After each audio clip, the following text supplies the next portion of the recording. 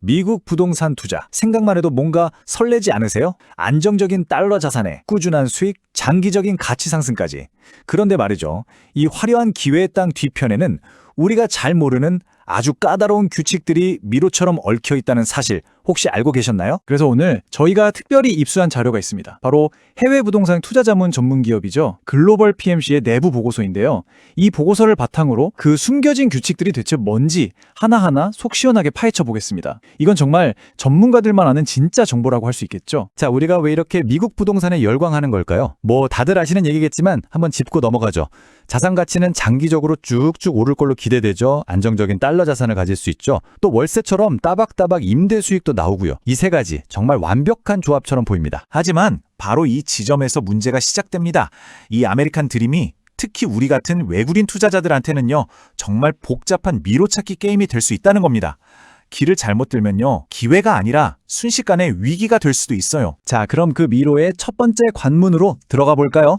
이름하여 퍼타 톨게이트입니다. 미국에서 부동산을 팔아본 외국인이라면 누구나 거쳐야 하는 곳이죠. 바로 이 숫자 15%. 이게 도대체 뭘까요? 이게 바로 그 톨게이트 비용인데요. 미리 알고 준비하지 않으면 나중에 집 팔고 돈 받을 때 정말 깜짝 놀라게 되실 겁니다. 이게 바로 퍼타라고 불리는 외국인 부동산 투자 세법이에요. 쉽게 말해서 미국 정부가 어이 외국인 양반 집 팔고 세금 안 내고 그냥 도망가면 안 되지 하면서 만든 법입니다. 그래서 집 판 돈의 15%를 일단 떼어놓고 보는 거예요. 근데 여기서 정말 중요한 게 있어요. 이 15%가 세금을 더 내는 게 아니라는 거예요. 벌금가 아니고요. 뭐랄까, 우리가 월세 계약할 때 내는 보증금 같은 개념입니다.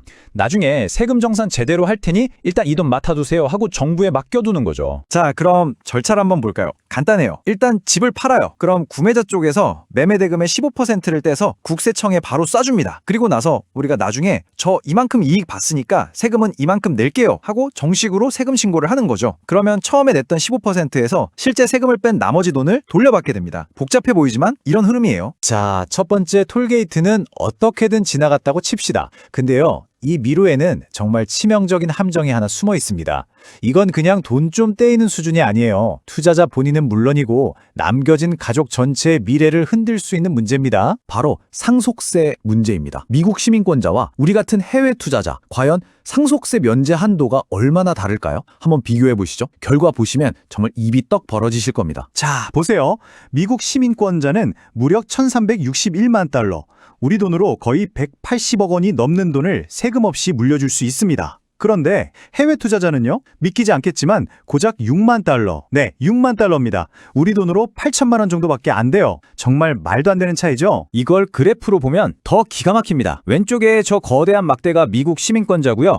오른쪽에 거의 보이지도 않는 저 점 같은 게 바로 우리 얘기입니다. 저 6만 달러를 넘는 금액에 대해서는 무려 최대 40%의 상속세를 내야 할 수도 있다는 거예요. 이건 그냥 세금이 아니라 말 그대로 세금 폭탄입니다. 남겨진 가족들한테는 정말 재앙이 될 수 있죠. 아니, 그럼 방법이 없는 걸까요? 이 무시무시한 폭탄을 피할 방법 정말 없을까요? 자, 세금 문제만 있는 게 아닙니다. 이 미로는 점점 더 복잡해져요. 이번에는 아예 들어갈 수조차 없는 구역, 보이지 않는 국경선에 대한 이야기입니다. 미국 정부가 국가 안보를 이유로 특정 지역에 대한 외국인 투자를 아주 까다롭게 봅니다.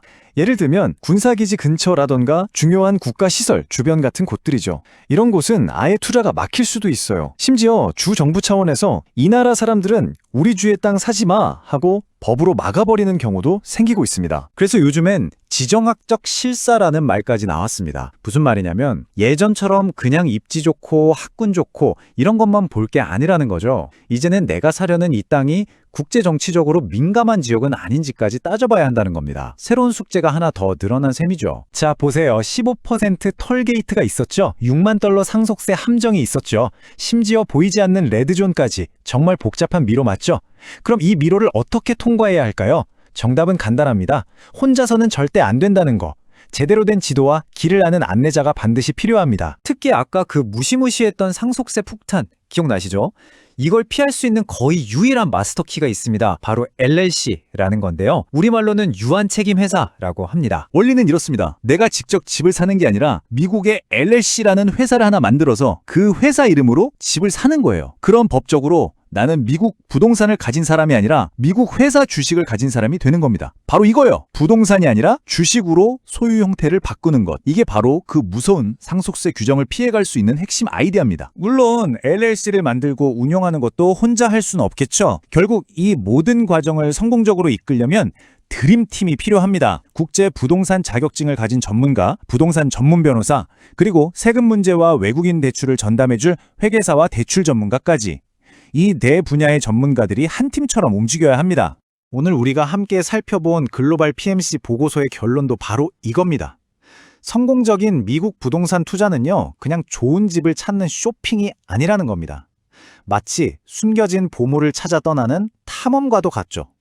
이 험난한 미로를 헤쳐나가기 위해선 반드시 지도를 제대로 읽고 길을 아는 최고의 안내자와 함께해야 합니다. 자, 그렇다면 여러분의 안내자는 누구입니까?